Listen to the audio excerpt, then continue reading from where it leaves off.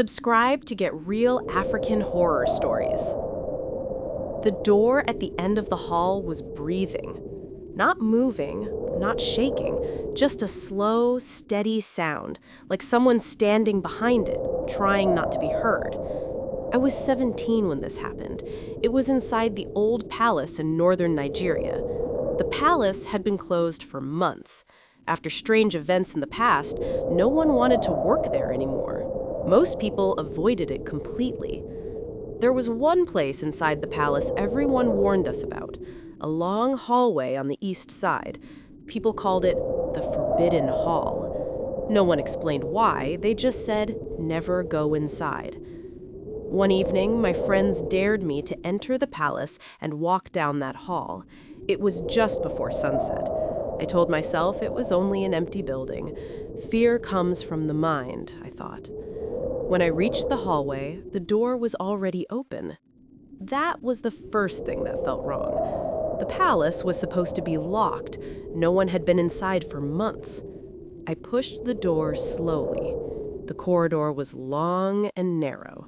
No windows, just clay walls and old wooden beams. The air felt heavy. Dust covered the floor. But something was strange. There were no footprints. Not even mine.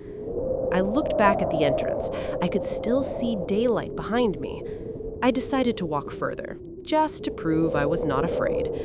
Halfway down the hall, I heard a sound. Something dragging across the floor at the far end. I stopped. "Who's there?" I asked. No answer. The dragging stopped. Then I heard breathing, slow, calm, and close. No one was in front of me. I turned around quickly. The entrance door behind me was now closed. I know I did not close it. I ran to it and tried to pull it open. It would not move. It felt like someone was holding it from the other side. Then I felt it. Warm air on the back of my neck. Breathing right behind me. I forced myself to turn around. The hallway was empty. But the last door at the end of the corridor was now open. It had been closed before. Inside that room was complete darkness, no light at all, but I could hear something shifting inside, not walking, not running, just standing there, waiting. Then I heard it clearly. The door at the end of the hall was breathing, a slow sound through the wood, as if the room itself was alive. I do not remember how I got out. I only remember waking up outside the palace wall after dark. My friends were gone. I was alone.